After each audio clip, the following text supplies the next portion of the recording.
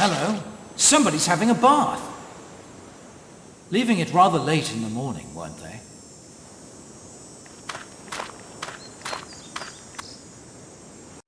You have done well, Hastings. Perhaps a misstep or two here or there, but overall I give you high marks indeed.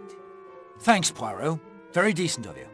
But now, your mettle will be tested. Recall where each suspect was last seen. I have marked their positions on the map here. As you probe their alibis, we will update the map so that perhaps you can see who had the most opportunity to kill Madame Marshall.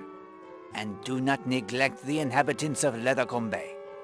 They may also have information of importance. I'll be thorough, old man. You can count on me. Excellent! And of course, if you find yourself unable to progress, we will consult the magic of the Finger of Suspicion. Magic my eye. But at any rate, it's time now for a fifth clue to its secret. The clue is magnet. Magnet. At last, a clue that suggests something useful. I am glad the clue it pleases you. I shall place it next to the Finger of Suspicion. Use it as you will. When you are ready, my friend, we will return to Seadrift Island. It is now late morning.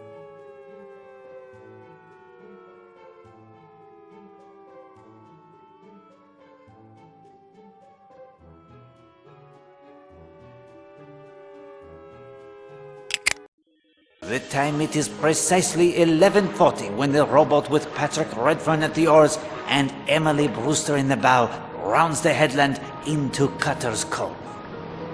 Hello? Who's that?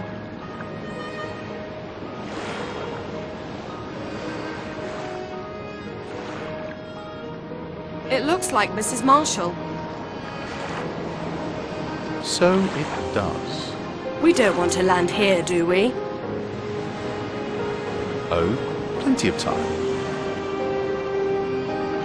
That's odd. Why is Mrs. Marshall lying in the shade?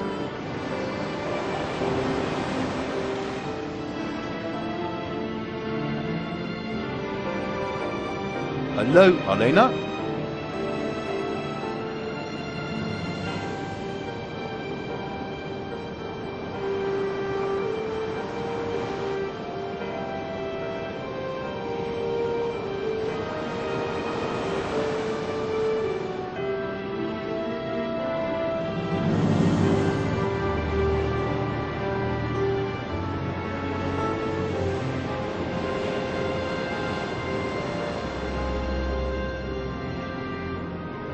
Mademoiselle Brewster senses something. The body, the way it lies. There is something unnatural in the angle of the outspread arms. Elena? Monsieur Redfern too, he hesitates, and then...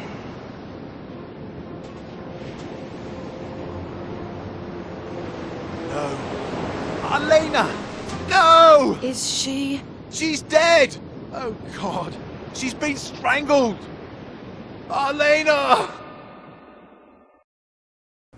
I was in my room, as yet unaware of the tragedy.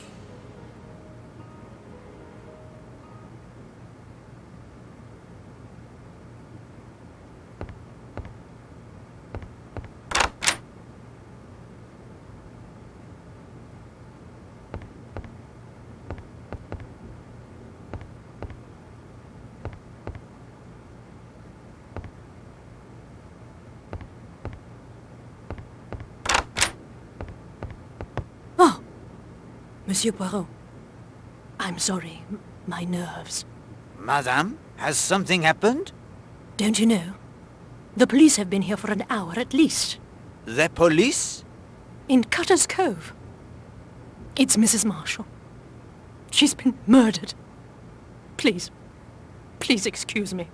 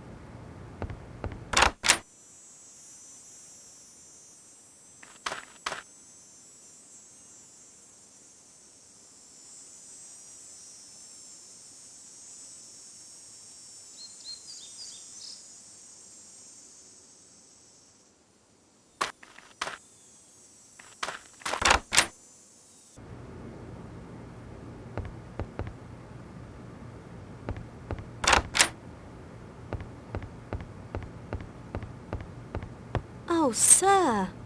Sir, it's terrible.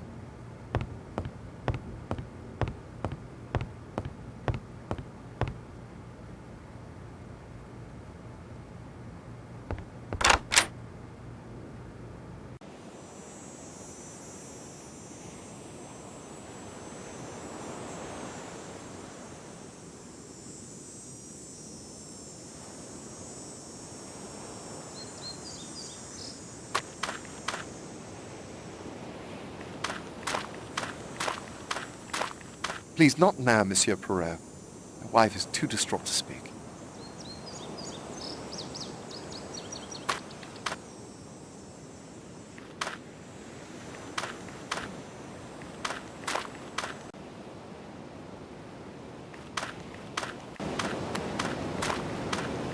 Mr. Poirot, there you are. Mademoiselle, what has occurred? It's Mrs. Marshall.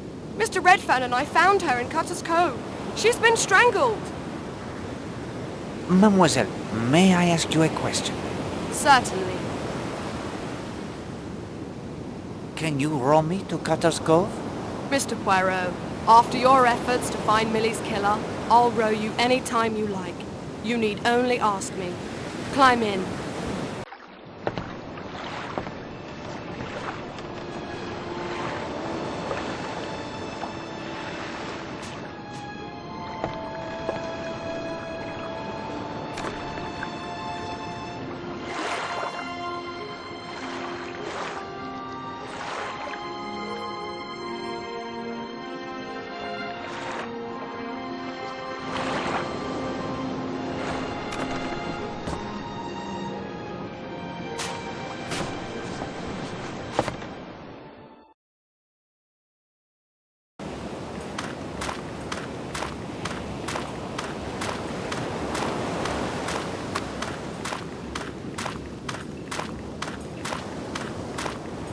Oh, Poirot! At last! Listen, you know how strapped I am right now with the evacuation, the Home Guard, and now fifth columnists? If you could leave the investigation, I would be in your debt. I will help in any way I can, my friend. Thank you. You just missed Dr. Neasden, the coroner. My men have done a cursory search of the cove. We'll be back shortly to collect the remains and with equipment to do a better job. Who called you? George Strum, bathing beach attendant, showed up on my doorstep. Miss Brewster sent him. As luck would have it, Neasden was with me, so we came right over. What could Dr. Neasden tell you about the time of death? He put the time of the murder at somewhere between 11:15 and 12:20, just before Redfern and Miss Brewster showed up. The cause of death was strangulation? Oh yes, no doubt about that. The handprints are very clear on the neck. Neasden may be able to tell us more after the autopsy, but it's pretty clear a very strong pair of hands did that to her. That's all I have for now. Poirot, I hate to drop this thing in your lap like this. Do not concern yourself, my friend. Look around all you like. Make sure everyone knows you speak with my authority. I'll do a background check on everyone on the island. I should have a report for you at the police station later this afternoon. Thank you, Colonel.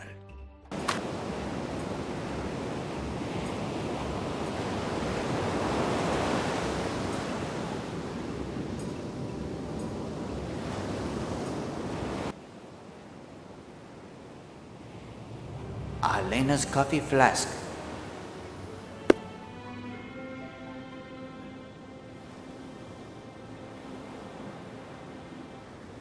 You aren't going to look at her face, are you?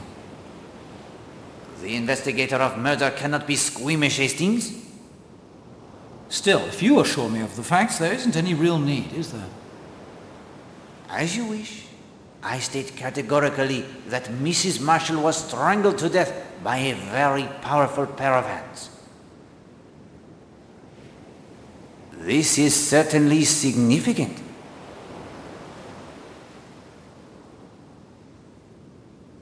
Hello, something was dumped here. What does it smell like, Poirot? Coffee.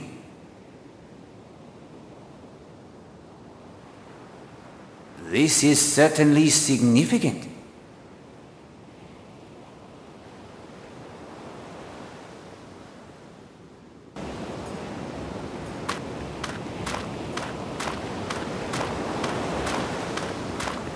What? Oh, Poirot. May I put to you some questions, Monsieur Redfern?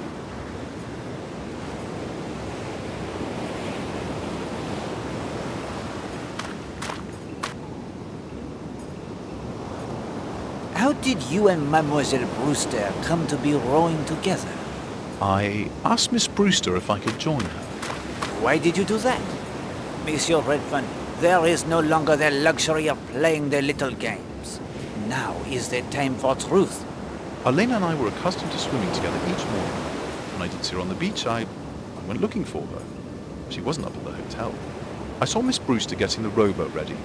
That's when I got the idea that if we rowed around the island, I might find her. Elena. I offered to row first. We set off. What time did you arrive here? Sometime before 12. I don't know exactly. Tell me what you thought when you saw Mrs. Marshall. Well, I was put out, if you must know. I couldn't understand why she hadn't met me. I couldn't understand it at all. I rowed for the beach. I wanted to find out what she was doing. What happened after the boat beached? I called out to her, but she didn't answer. She just lay there. I went over to her. There was something strange. She was so still. I knelt beside her, touched her hand, then her arm. She didn't react at all. Then I lifted her hat. My God, her face, Poirot. It was dark, mottled. Those marks, handprints on her neck. Steady? I'm sorry. She was so beautiful. How could anyone spoil that? Who went for help? Miss Brewster. I had this idea. I wanted to protect Elena. It's stupid, I know. She was beyond anyone's protection. I sat near her, then couldn't take that anymore, and came over here and waited until the police arrived. Is there anything you saw or thought that might help us? I'm sorry. Let me think. Take your time. There was one thing. I heard a noise while I was still over near Elena. What was it? A clatter on the rocks near the ladder. Something falling. Not a rock, though. Something light. I may have more questions for you later.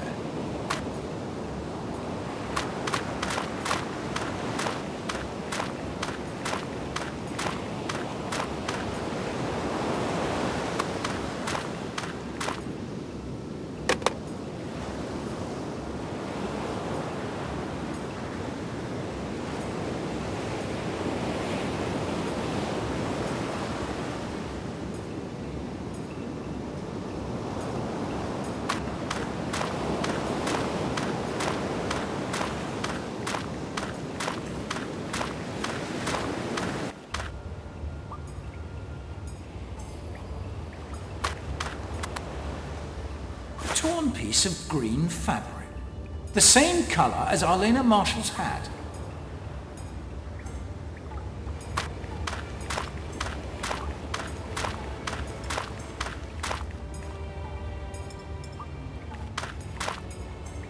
A smashed bottle with a bit of fluid left in it. And the fluid has the distinctive odor of an expensive perfume?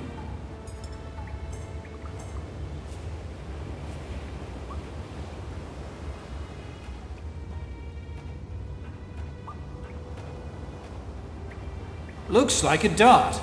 The carving is quite old.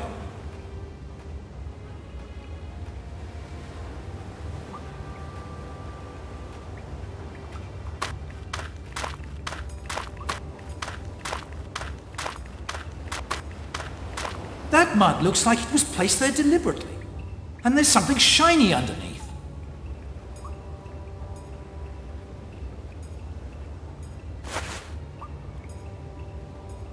I say, a six-sided metal receptacle hidden by the mud.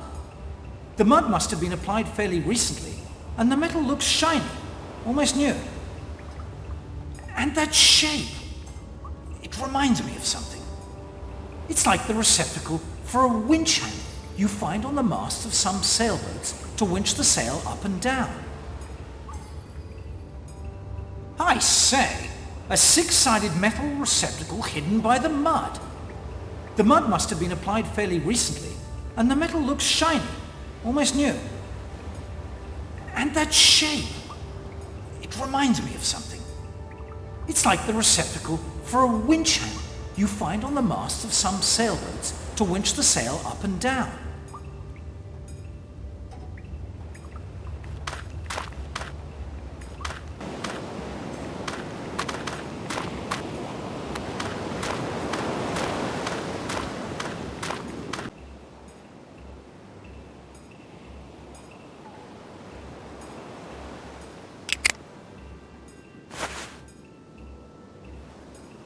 I'll just snip a piece of the fabric from the hat.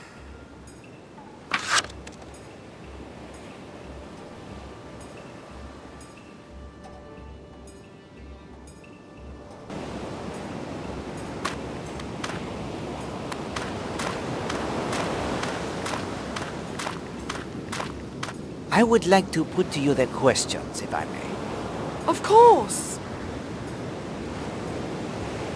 How did you and Monsieur Redfern come to be rowing together? After you saw me at Rocky Bar, I changed and was about to set out on my morning row when Mr. Redfern asked if he could join me. What time did you arrive here? We arrived on the beach at 11:45. We must have come in sight of the cove 5 minutes before that. Tell me what you thought when you saw Mrs. Marshall. Nothing at first. I assumed she was sunning herself. And then? Well, the first thing I noticed was she was lying as if she was sunbathing, but she was in the shade of the cliffs. Then, when Mr. Redfern called out and she didn't answer, that felt odd too. Once we were out of the boat, I could tell there was something unnatural in the way she was lying. Her arms. What time was this? He wanted to row right round the island, so I checked my watch. It was not quite 11:30. Did Monsieur Redfern often accompany you? No, this was the first time. If you ask me, he was looking for Mrs. Marshall. He volunteered to take the oars first. What happened after the boat beached? Mr. Redfern and I approached Mrs. Marshall. I could see he thought the situation wasn't right as well. He knelt beside her, touched her hand, then her arm, then he started to lift her hat. He saw her face and cried out. Who went for help? I did. We both knew someone had to. I'm not the kind of woman who would ever admit to feeling fear, but I was secretly thankful when Mr. Redfern offered to stay with the body. I understand perfectly, mademoiselle. You must have reproached yourself. Is there anything you saw or thought that might help us? No, I don't believe so. Yes, there is something. She was strangled, just like Millie and the other woman, Alice Corrigan. 3 women strangled in South Devon within a few months of one another. Can that be just coincidence? Anything is possible, mademoiselle. But I will agree the coincidence in this case seems highly unlikely. I may have more questions for you later. Of course. Can you row me back to the bathing beach? Of course. Would you like to leave now? Yes, thank you.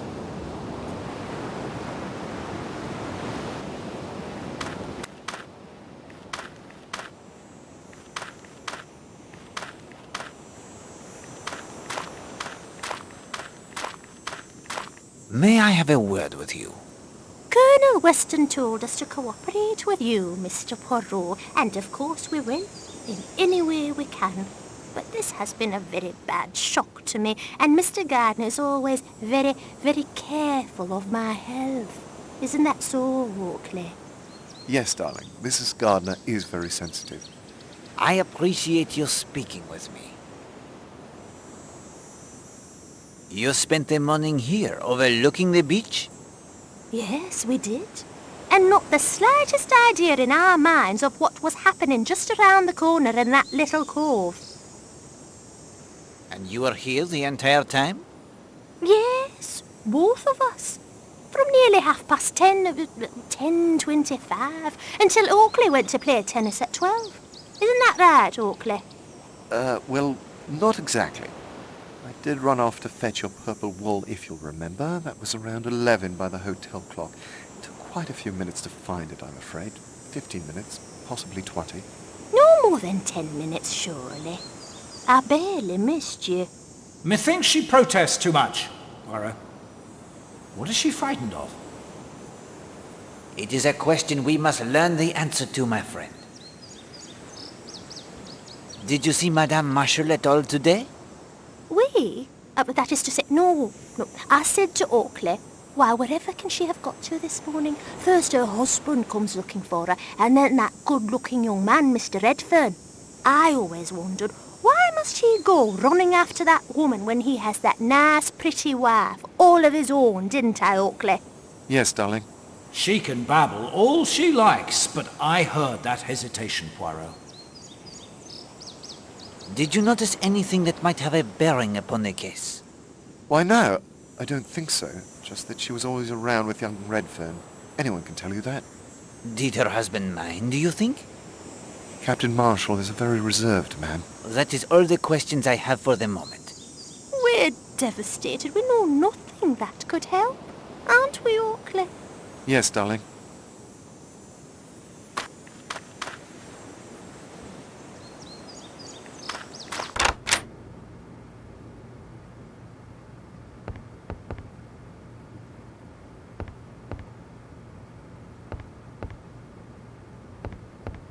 Madame Castle.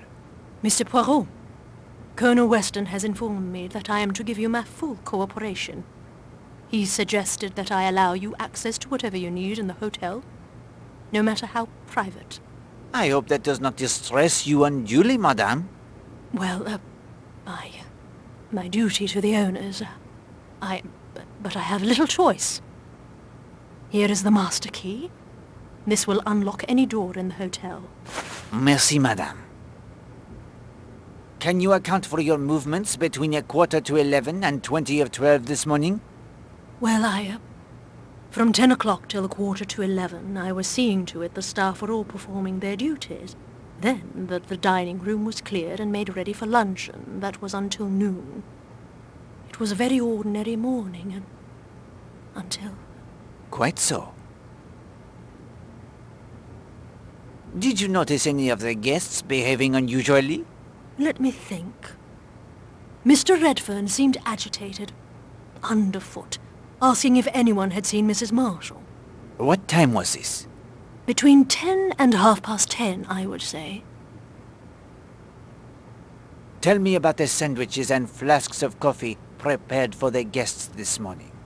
Mr. Lane asked for sandwiches and coffee. He was planning on hiking, I believe. Mrs. Marshall asked for coffee only. Those were the only requests this morning. How early are they put out on the table in the dining room? Directly after breakfast. No later than 9:30. I wonder if you would excuse me. This has quite unsettled me, I'm afraid. Of course, madame. She's rattled by more than the murder. You are correct, Hastings. The idea that I would have access to anything here in the hotel obviously includes the contents of her safe. Think she'll do a bunk? If she makes the... what was it you said? Think she'll try to sneak away? Oh, yes, indeed. It is good that Colonel Weston is prepared to have her followed.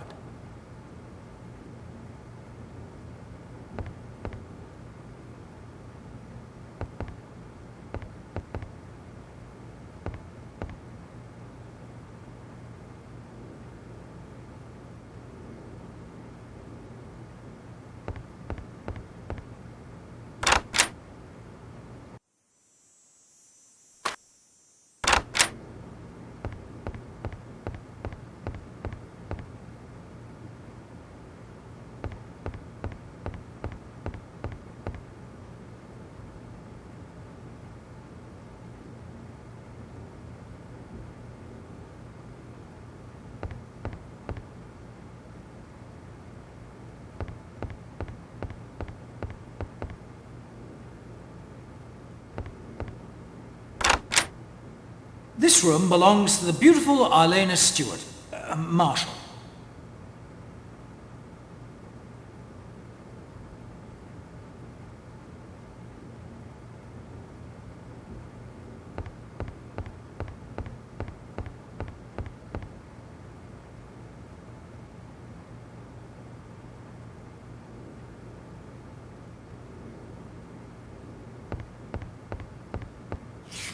I'll just put this in my notebook.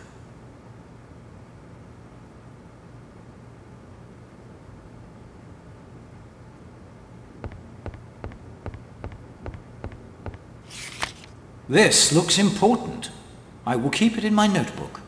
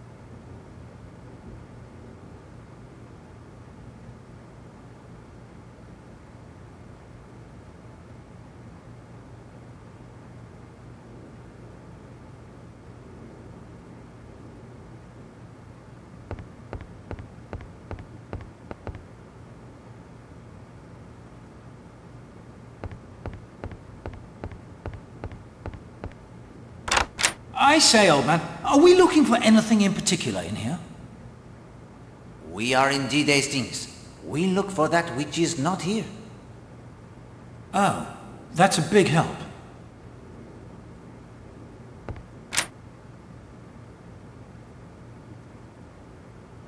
Arlena Marshal's most delightful and expensive perfume.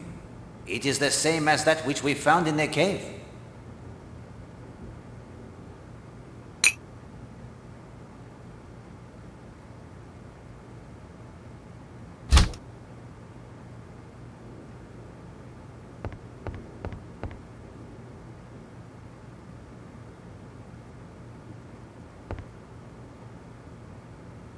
Looks like ordinary bath salts. Poirot, open the lid. I cannot, Hastings. The lid, it is screwed on most tightly.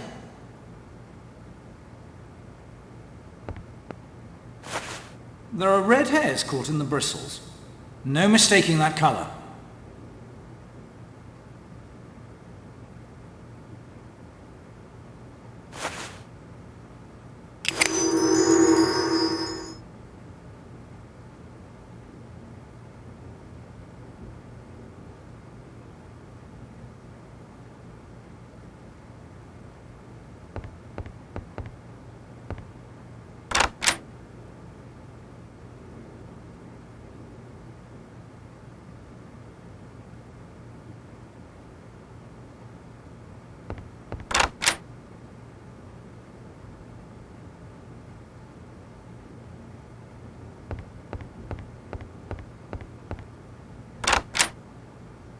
Forgive the intrusion, Captain Marshal. My condolences. Forgive me, but I must impose upon you. Carry on. Poirot, I just saw a shadow by the balcony door. I think someone is out there listening. Ah, well, we will let them listen, I think. Mrs. Marshall was your second wife? Yes, You have been married how long? just over 2 years. The marriage? It was a happy one? Certainly.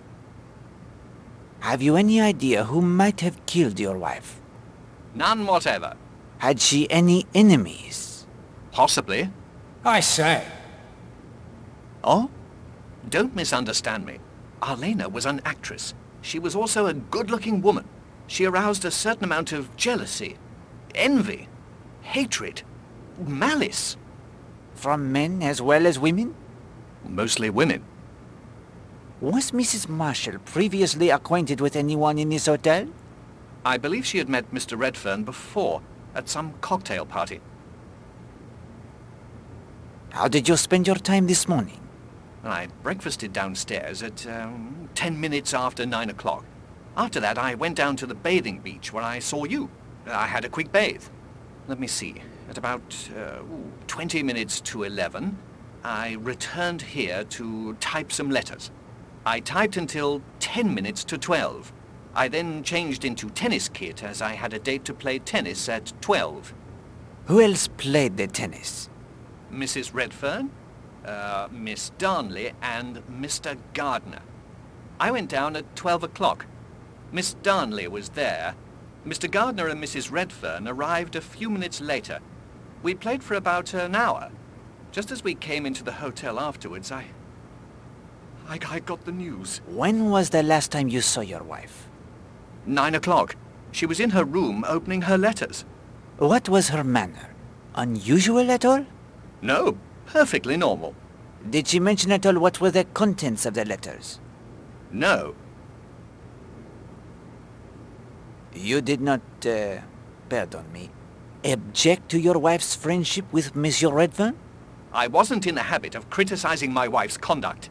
You did not protest or object in any way? Certainly not. Packet of lies. We overheard them arguing.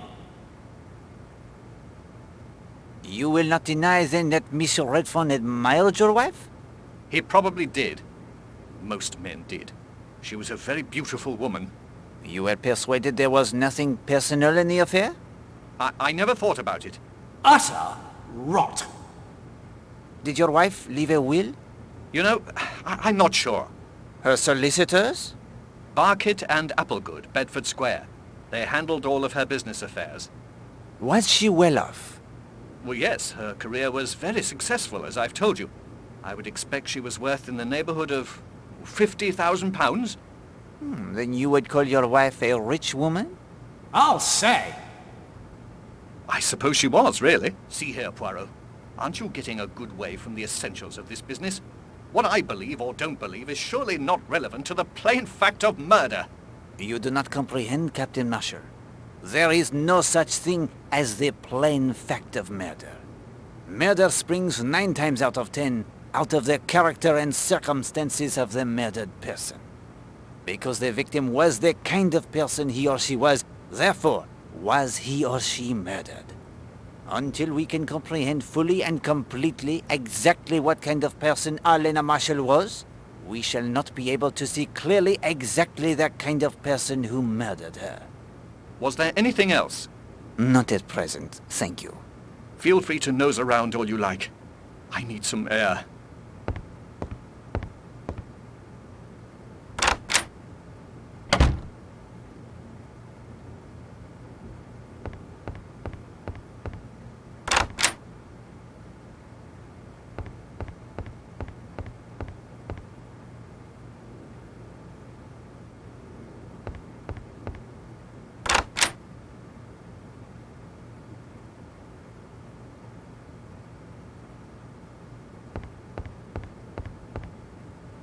I'd certainly like to see what Miss Marshall has stashed in there. Then the combination to the box, it must be found. Trial and error will not open it.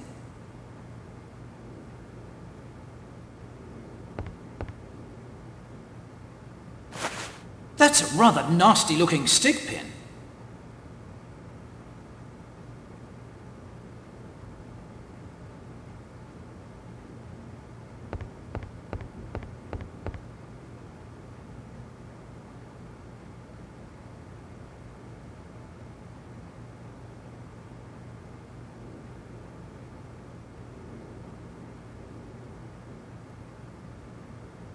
More green fabric.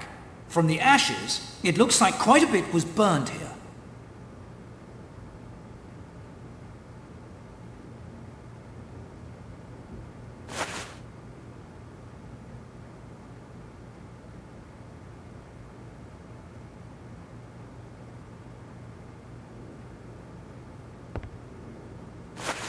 Linda's watch. It agrees with yours exactly, Poirot. Therefore they watch. It is correct to the second.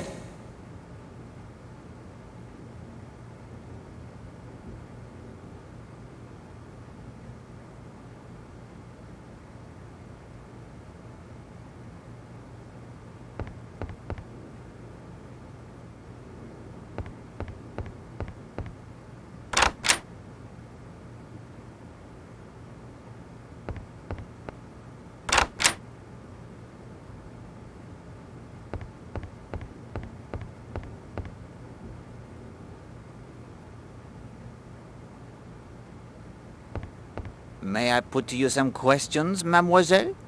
Of course, I'll do anything I can to help. Could you please tell me of your movements this morning? I had breakfast shortly after 9, say 10 past. Then I collected my book, spoke with you in the lobby briefly, and went to read at the Ledgers. That must have been about 25 past 10. I came back to the hotel about 10 minutes to 12, got my tennis racket and played until about 1. From about 10:30 until 20 minutes of 12, you were at the Ledges and never left there during that time? Not entirely. At about 11, I went back to my room to fetch my sun hat. I saw Kenneth Marshall typing in his room. Indeed? From the hall, perhaps? Or the balcony? The hall. His door was slightly ajar. Did you see Madame Marshall this morning? No. You did not see her as she paddled her float round to Cutter's Cove? No, she must have gone before I got there. Did you see anyone at all on a float or in a boat? At the Ledgers? Possibly Mr. Blatt. At least I think it was his boat. It had a white sail, though. You didn't see Monsieur Redfern and Mademoiselle Brewster when they rode past? No, I don't think I did. You see, I was reading, only glancing up occasionally. Did anyone pass you on the path? I was on the lower ledge. Unless someone had called out to me, I doubt I would have noticed them.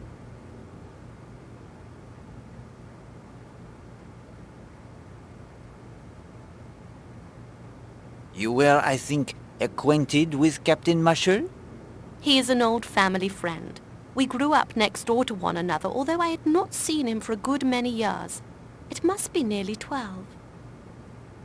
Were the Marshalls on good terms with one another? On perfectly good terms, I should say. Monsieur Marshall, he was very devoted to his wife? Ken, Mr. Marshall, is rather old-fashioned. He hasn't got the modern habit of shouting matrimonial woes upon the housetop. Did you like Madame Marshall? No. Why was that? She was bored to death with women and showed it. On the other hand, men were a very different story. Do you think her husband was aware of her interests in that line? I think that he accepted his wife quite frankly for what she was. He had no illusions about her. But I could be wrong. Do you know of anyone with a grudge against Madame Marshall? Only wives. But since she was strangled, I presume that it was a man who killed her. Mademoiselle, may I ask a favor of you? You found my typewriter, Monsieur Poirot. I am in your debt. What would you have me ask, Hastings?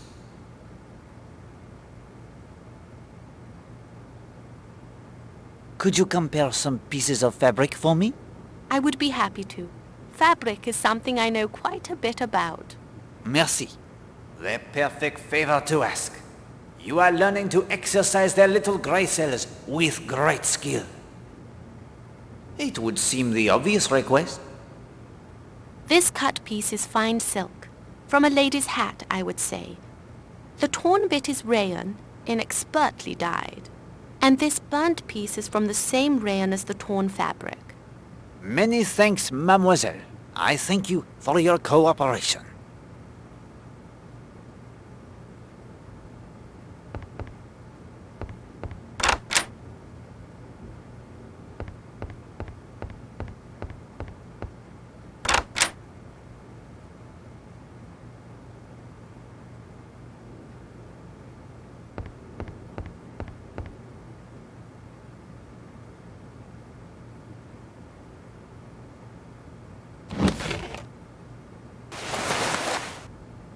A rather touching photograph.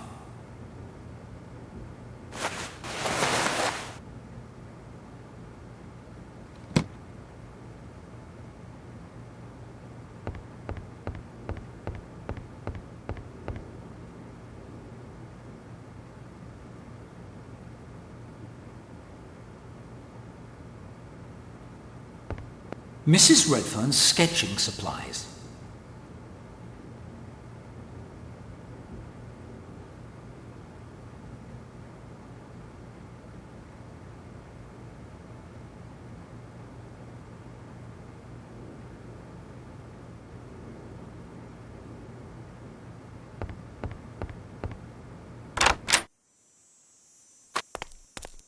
You were right, Monsieur Poirot, weren't you? Madame? You asked me to have patience, and now Arlena has been removed from the picture. Perhaps. But the manner of her removal is not something to celebrate, I think. Oh, I'm not celebrating, I'm not that callous. But I do know that eventually that door will open, and it will be my husband standing there. If you could give me an account of your movements this morning? Of course. Let me see. On my way down to breakfast, I stopped in to see Linda Marshall and fixed up with her to go to Sanctuary Cove. That was about 9:40. After breakfast, I saw you in the lobby. I sketched that man for you at about 10:20. Again? My thanks. Then Linda and I set out for Sanctuary Cove. What time was that? Think it was just on 10:30. What did you do at Sanctuary Cove? I made some sketches of the birds, while Linda swam and sunbathed. Have you seen them walk, Monsieur Poirot? It quite reminded me. Ha! We will not dwell upon the birds, madame, if you don't mind. As you wish. What time did you leave? At 11:45. I was playing tennis at 12 with Miss Darnley, Mr. Marshall and Mr. Gardner. How did you know the time? Linda had a watch. I asked her. I see. And then? I packed up my sketching things and went back to the hotel.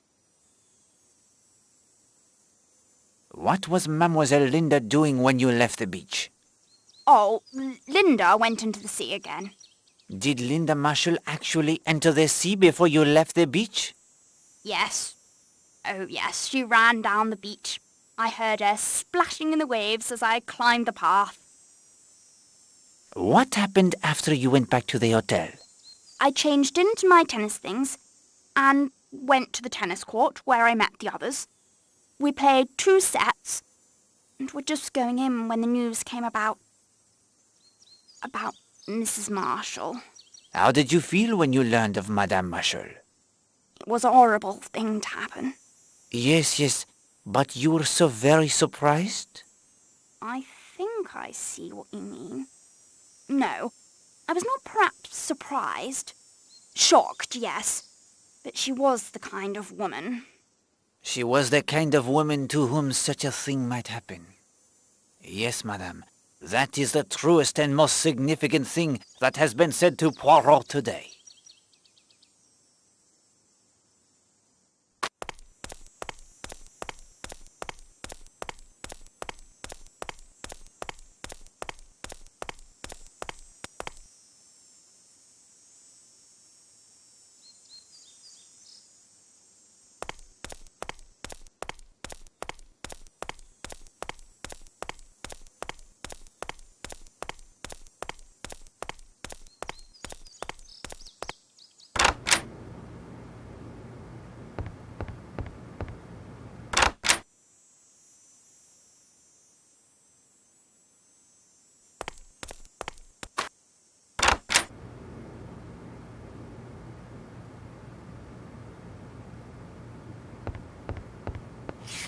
This may be important. I'll keep it in my notebook.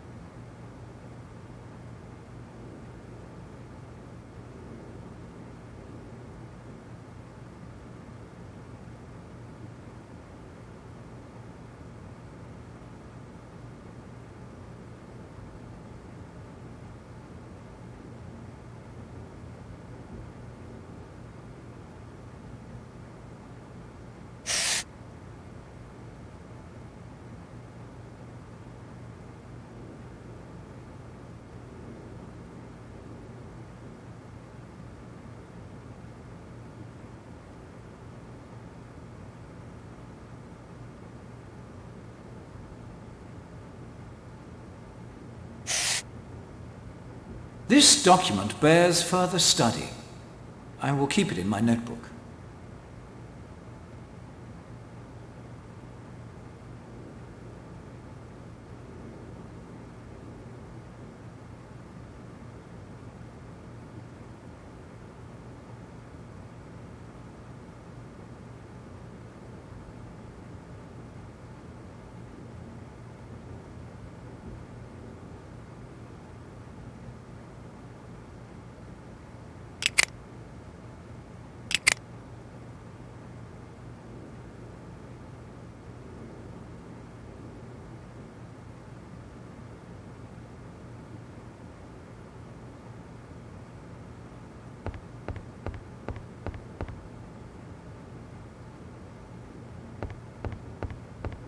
Interesting.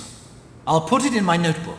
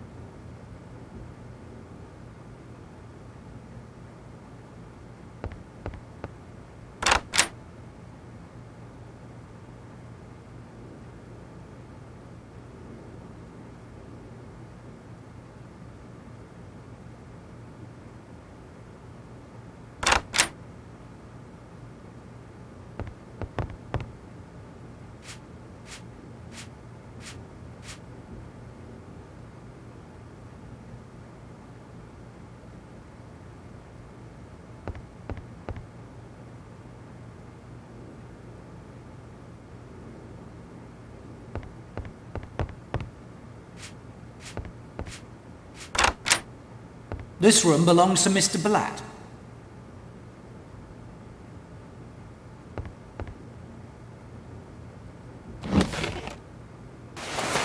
Well, would you look at that?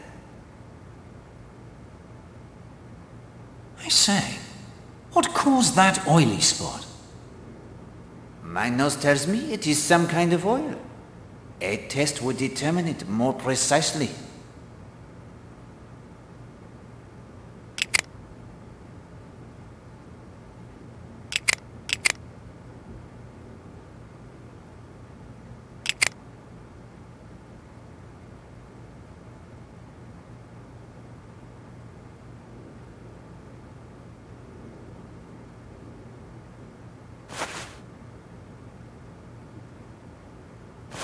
That will do quite well.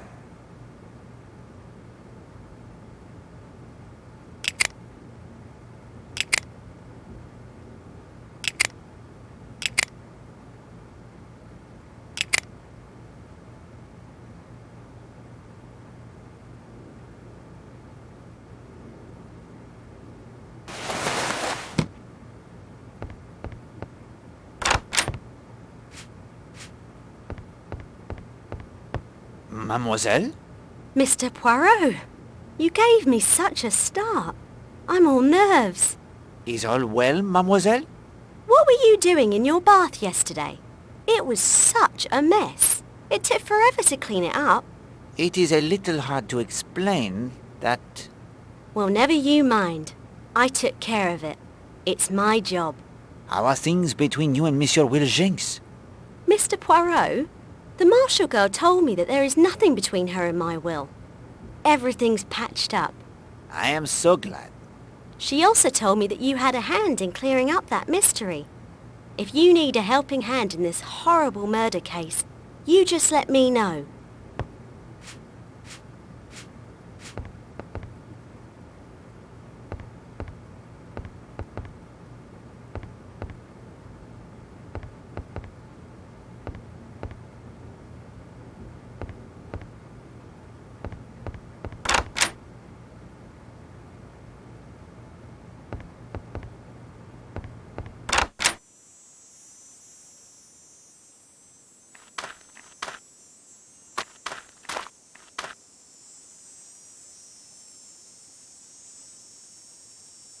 Do not disturb him, Hastings. We may be able to take advantage of his absence from the beach.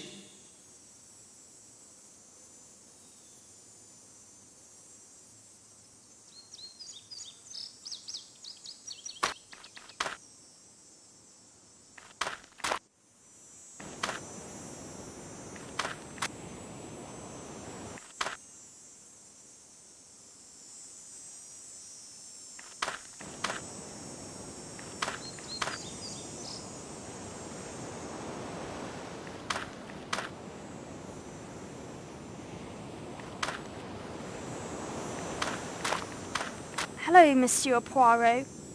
I'm sorry. I know I should have stayed at the hotel, but I had to get away. It is of no matter, mademoiselle.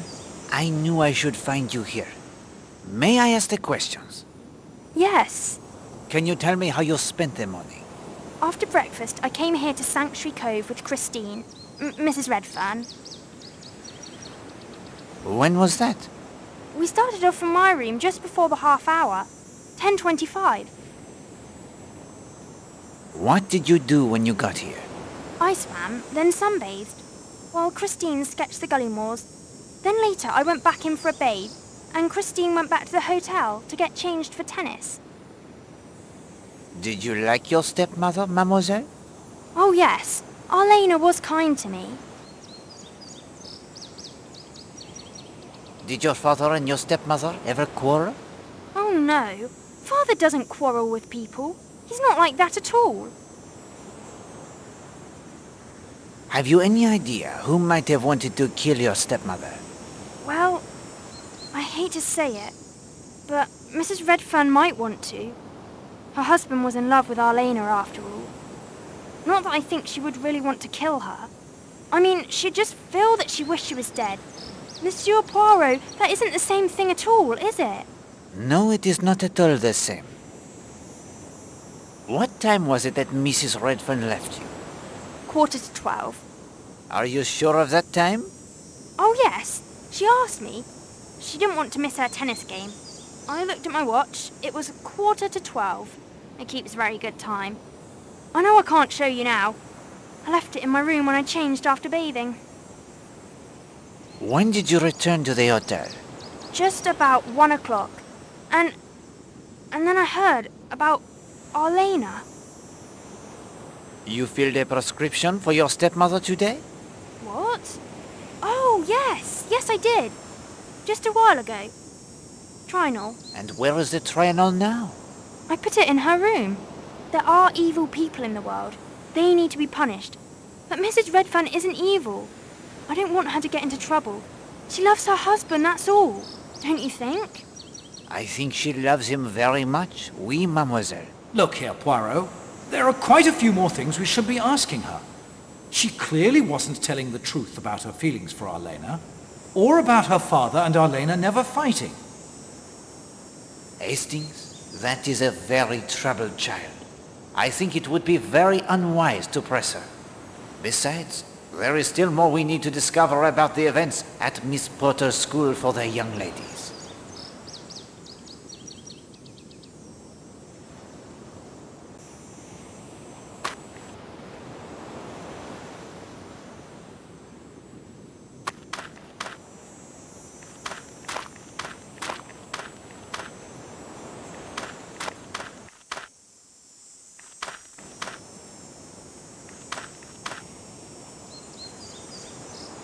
What are you thinking?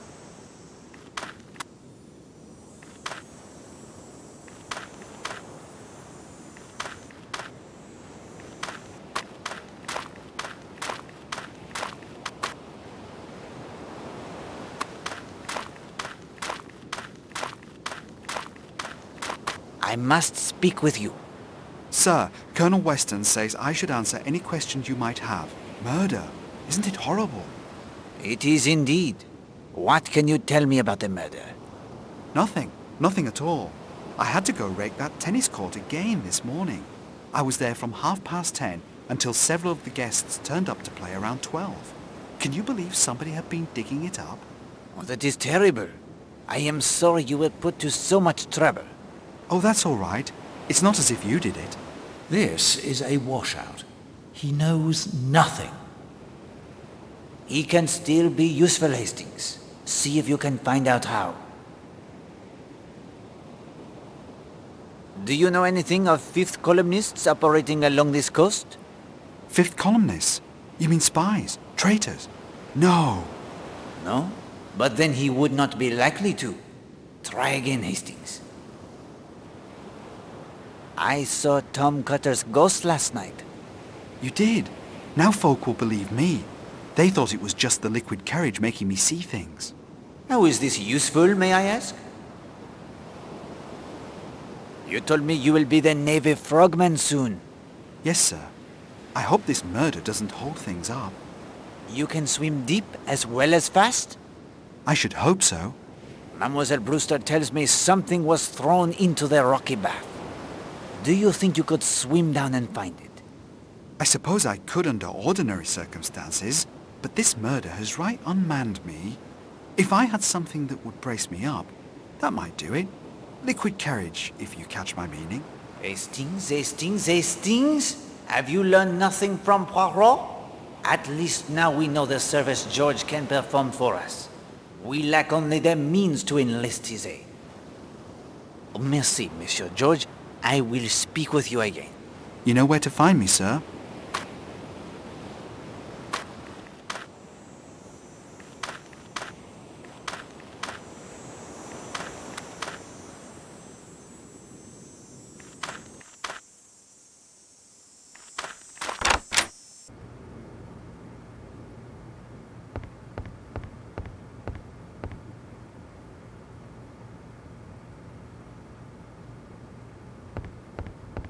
Afternoon, Mr. Poirot. Terrible thing, this murder. I hope you get to the bottom of it. Need a little stimulation to help you think? Choose from the menu if you like. I say, some tasty concoctions here, Poirot.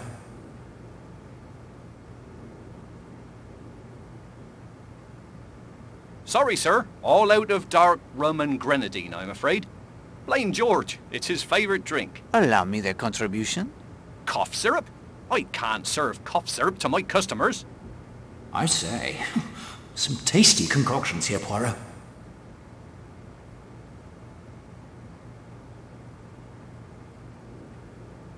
Sorry, sir. All out of dark rum and grenadine, I'm afraid. Blame George. It's his favourite drink. Allow me the contribution. Cough syrup?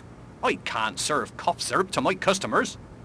I say, some tasty concoctions here, Poirot.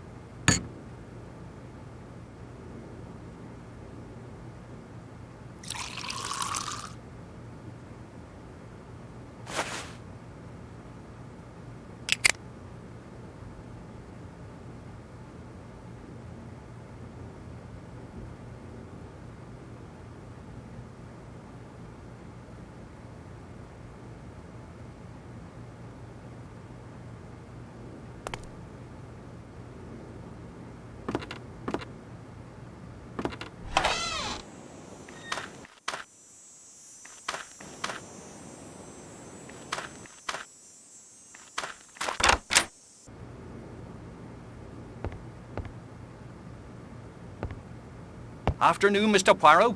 Terrible thing, this murder. I hope you get to the bottom of it. Need a little stimulation to help you think? Choose from the menu if you like. I say, some tasty concoctions here, Poirot. Sorry, sir. All out of dark rum and grenadine, I'm afraid. Blame George. It's his favourite drink. Allow me the contribution. These will do nicely, sir. I can make several planters' punches with these. Thank you.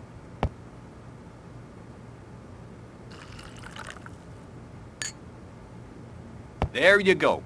Merci.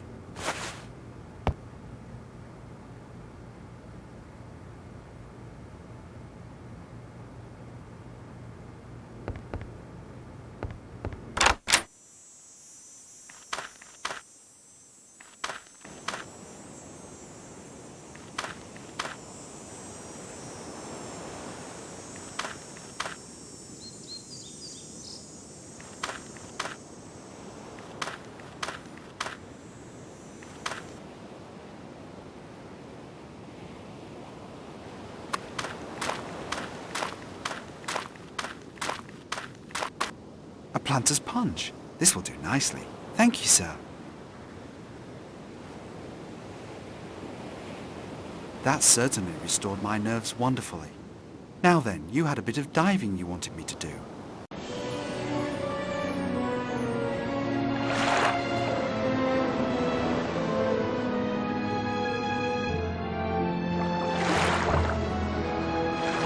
No luck yet, sir, but I'll have another go.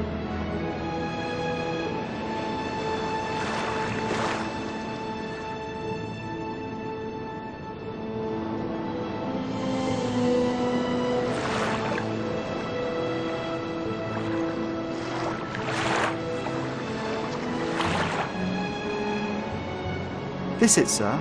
Just a small glass bottle.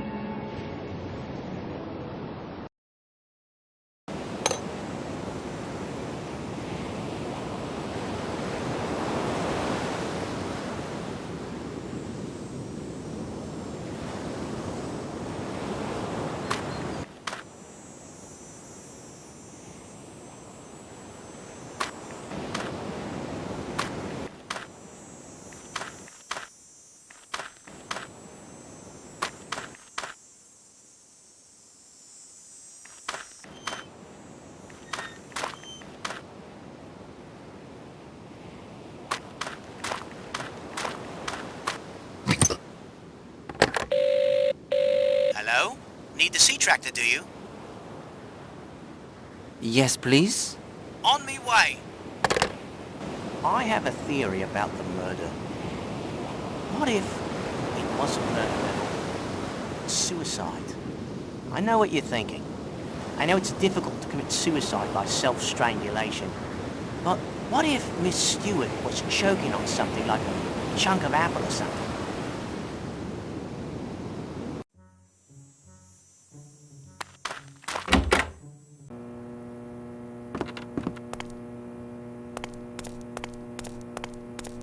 Hello again, Mr. Poirot. How can I help you? I have a few matters to discuss only. What can you tell me of hotel guest movements this morning? Well, let's see. Mr. Lane came across on the sea tractor fairly early this morning, about 8, I'd say, and set off on foot across the moor. He hasn't come back yet. Major Barry picked up his car, thanks again for repairing it, and drove off to Kingsbridge just before 10. Say, 10 minutes of... Major Black came in from sailing not too long ago and headed for the Monk's Head. I've seen no one else except the police and Dr. Needston coming and going. Colonel Weston went back to the police station, I think. Do you know Mr. North? The day tripper gent with the binoculars? That is he. Haven't seen him today at all, but he has no trouble wading across the causeway on his own. He has been visiting Seadrift Island often? Every now and again over the past few months. Anything else I can help you with, Mr. Poirot? You did a bang-up job on that motor of Major Barry's. Do you have the handle of the winch used for the raising and lowering of the sails? No, but I can probably track one down for you. Come back later this afternoon.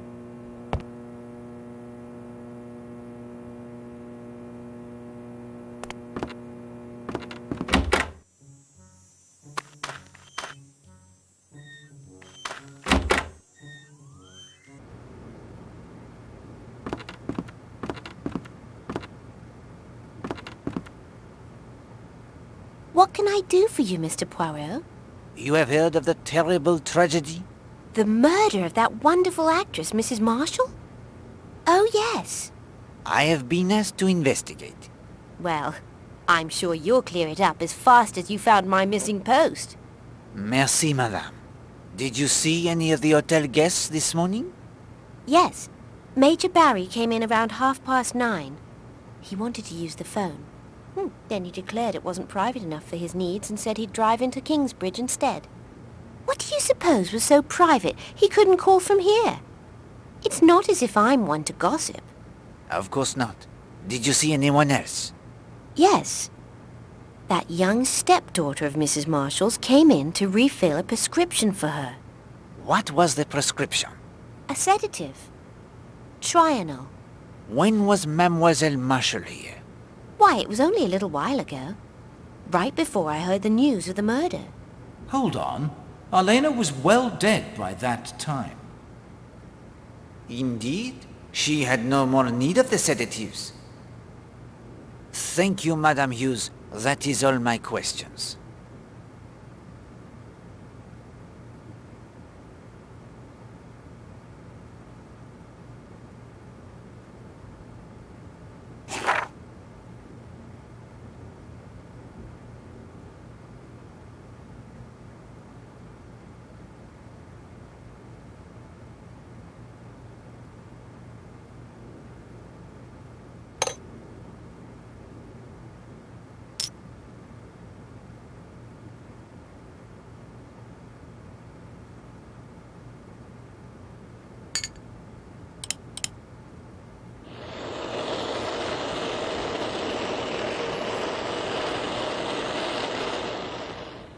The bottle thrown from the balcony, it contained artificial suntan.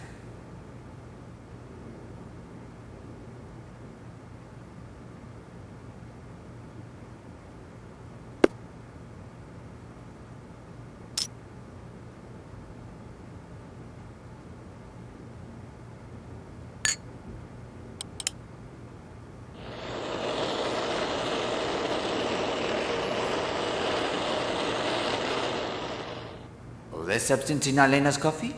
It is Trianol, a powerful sedative.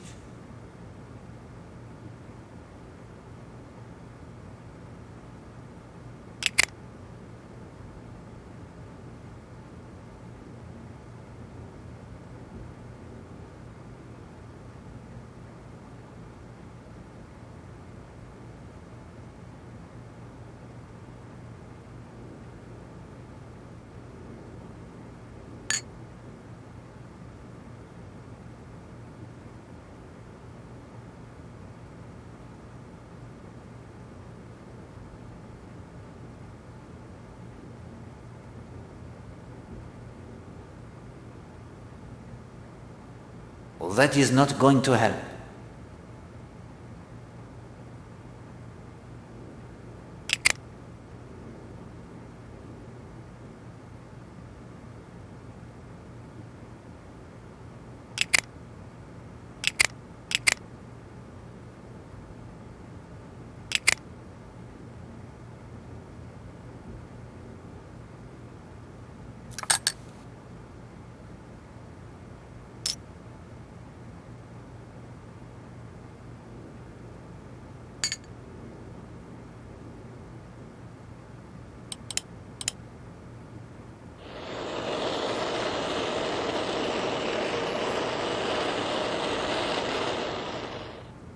The substance contained in the smashed bottle found in Cutter's Cove?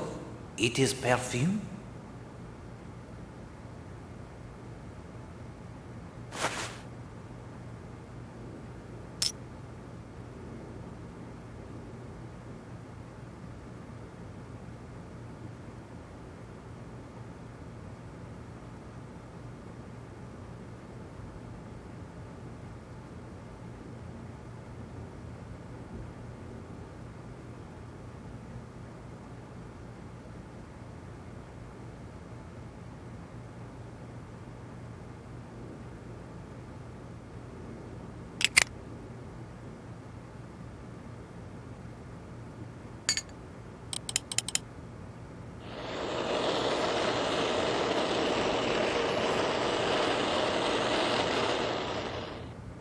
The substance in Monsieur Blatt's suitcase is the oil for the protecting of a gun from rust, Hastings.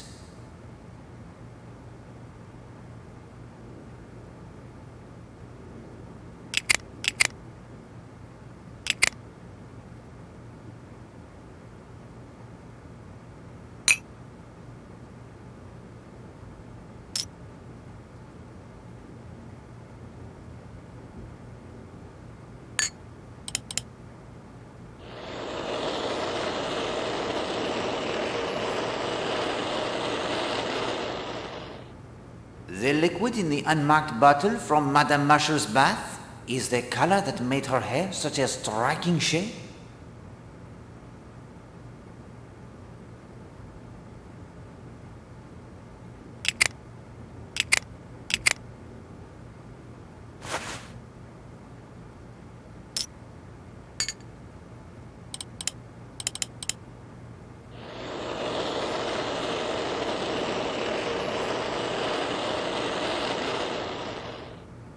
The blood found at the monastery ruins, it is from the chicken.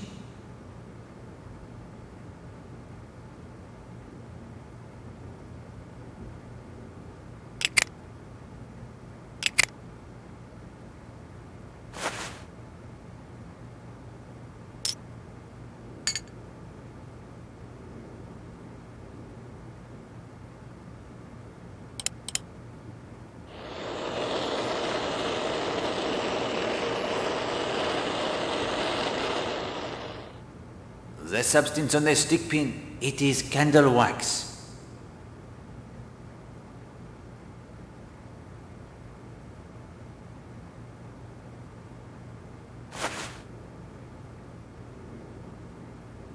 Ah, almost there.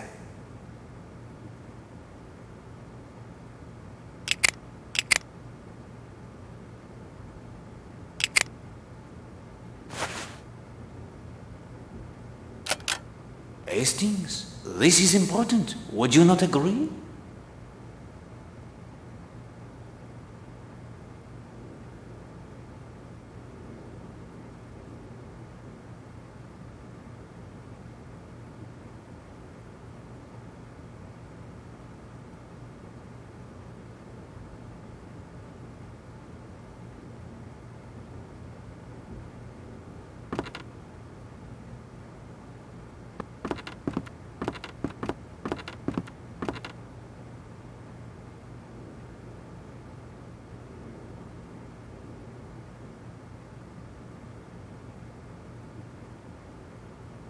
Thank you, sir.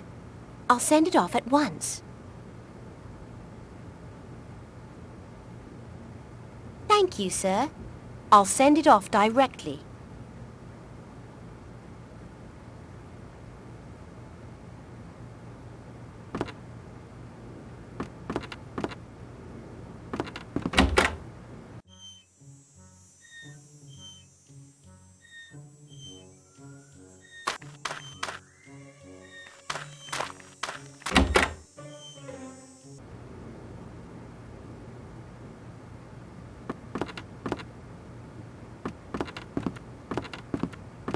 Hello, Poirot.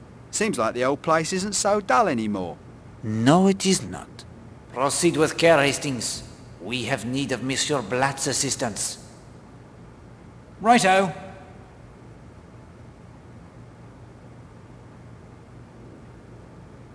Where were you from 11:15 and 12:20 this morning? Easy. I put out in my yawl about 9, then spent the morning zipping up and down the bay. Just got back a few minutes after 1 and heard the news about the murder. Ghastly business. Could you see Cutter's Cove from your boat? Well, yes. I suppose I could have, but I wasn't looking, I'm afraid. Can you shed any light on the murder? If I was looking for a suspect, I couldn't rule out that Mrs. Redfern. Jealousy, you know, led to trouble before this. Yes, unfortunately, Madame Marshall was strangled by someone with powerful hands. That does not suggest Madame Redfern. Hastings, do you therefore rule out all women as suspects? Of course. No woman would have the strength. We will speak more of this in a moment. I believe you have lost the life ring buoy from your sailboat? How did you know that? I have found it. Your boat is called the Parsimony, is it not? Why, yes, she is. A little joke of my competitors in the business world. Hardware, was it? Do not press him, Hastings. That's right. Listen, that buoy's no good to me anymore. It was damaged in a storm. I've been trying to find another without much success. I even tried to beat Bagby at darts for the boy and his war, but I couldn't do it. Perhaps I will try a game of the darts. Good luck. He's the best player I've ever seen.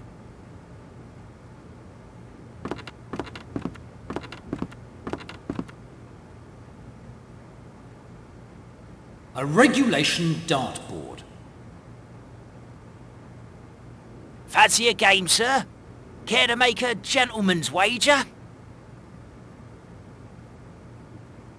I will play you for that life ring buoy on your wall. Oh, very well. But it's worth 10 quid. Is it a bet? £10 for a boy? That's highway robbery. Only if he wins, Hastings. 10 quid against the boy. You throw first.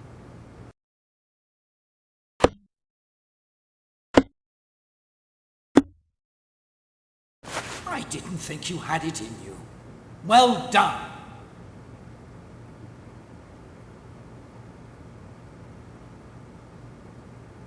A regulation dartboard.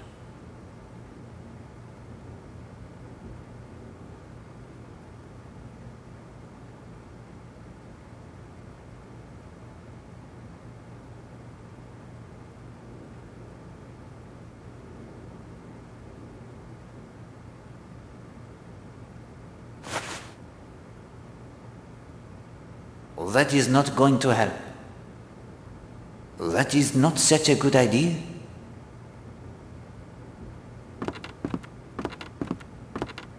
I have obtained the life ring buoy. So that's mighty nice of you, Poirot. Anything I can do for you in return? Do you have the compass I might borrow? Well, I guess I could let you use my compass. Not much use for it sailing round Leathercombe Bay. Mind you, return it though. Do you have the winch handle I might borrow? Winch handle? From my sailboat? Not bloody likely. How would I haul my sails up and down? If you'll excuse me, Poirot, I have some business to attend to. Don't worry, I'll be around the hotel if you need me. Poirot, do you think a woman could have strangled Elena? In 1926 was the first woman to swim the English Channel. I believe she could strangle you with ease, especially if you asked such a nonsensical question. Then we should put all the women on the island to the test. Somehow. Very well.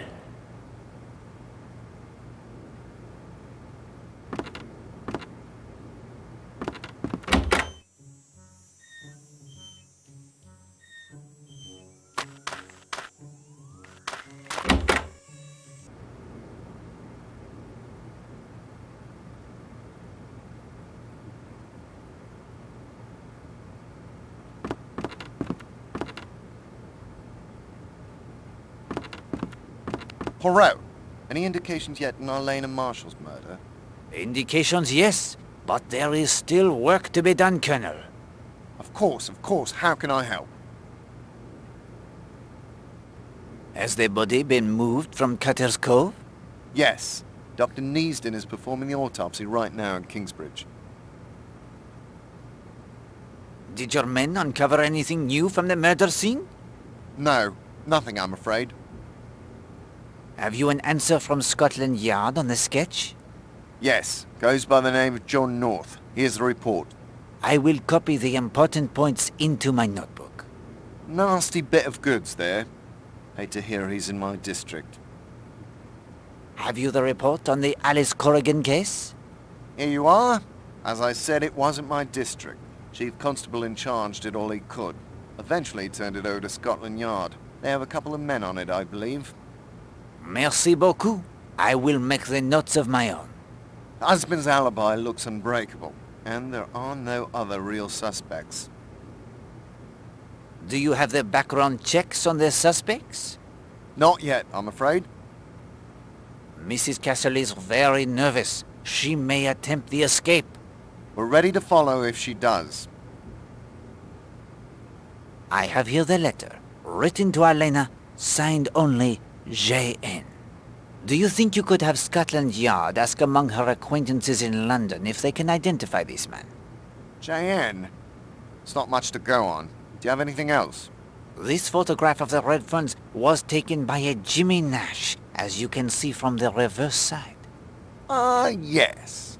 I will ask Monsieur Redfern if he knows Monsieur Nash, but please send it along to Scotland Yard as well. It may help. Of course. Did Monsieur Blatt report to you that his boat had been fired upon? I'll say not. When was this? That I cannot tell you. He mentions an accident in the storm only. What storm? We've had fair weather for weeks now. Then why would he conceal such an attack? I could bring him in for questioning. Not just yet, please. Again, I would advise only to watch his movements should he leave Seadrift Island. I'll inform my men. Au revoir, monsieur.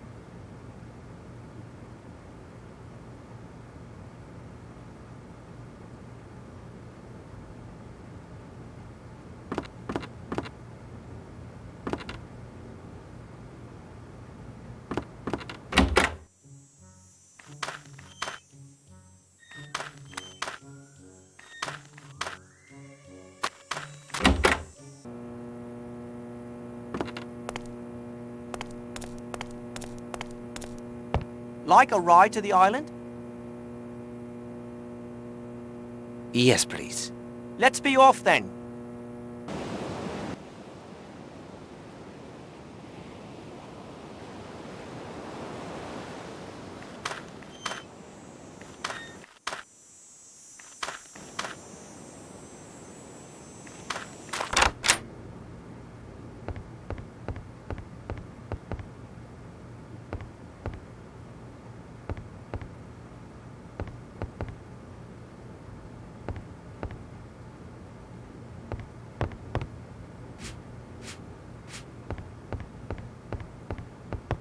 Mademoiselle, there is a favor you could do for Poirot.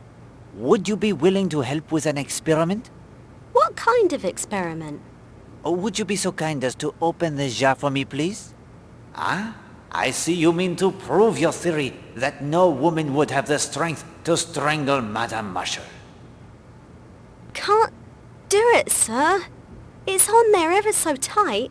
Would you mind asking one of the ladies at the hotel to open it? Why a lady? Surely any of the sturdier gents could do it. Well, Hastings, this is your plan. What do you say to that? Tell her you have a phobia about other men opening jars for you. What? Oh, that is absurd. She will think Poirot is a lunatic. If you won't do it, I win my point. No woman could have throttled Alena Marshall. Mademoiselle Gladys, that is to say, I have the tiniest of phobias about other men opening jars for me. As unbelievable as that sounds. Oh, no, sir. I believe it. Coming from you, I'll give it a go. Who shall I have tried?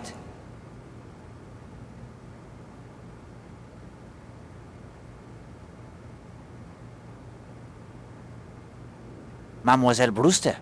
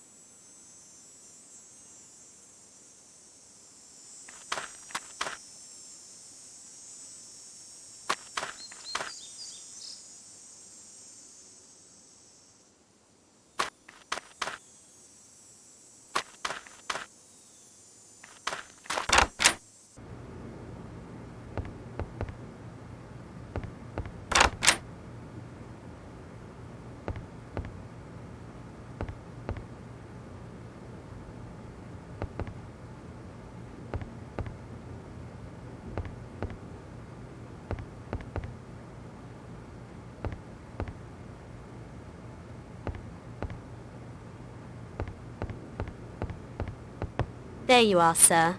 I thought you'd forgotten about me. When you didn't return, I decided I would test every woman in the hotel for you, just to be sure. I hope I didn't take too much on myself. Thank you very much, Mademoiselle Gladys. What did you find? I gave it to every woman on the island to try, and not one of them could budge it. That is, until I gave it to Miss Brewster. She popped it right open. Gosh, she's strong. Merci beaucoup, mademoiselle. You have done an excellent job. What should I do with the jar? It is yours. Take it as well with the sincere thanks of Hercule Poirot. Phobias must be a heavy burden to bear.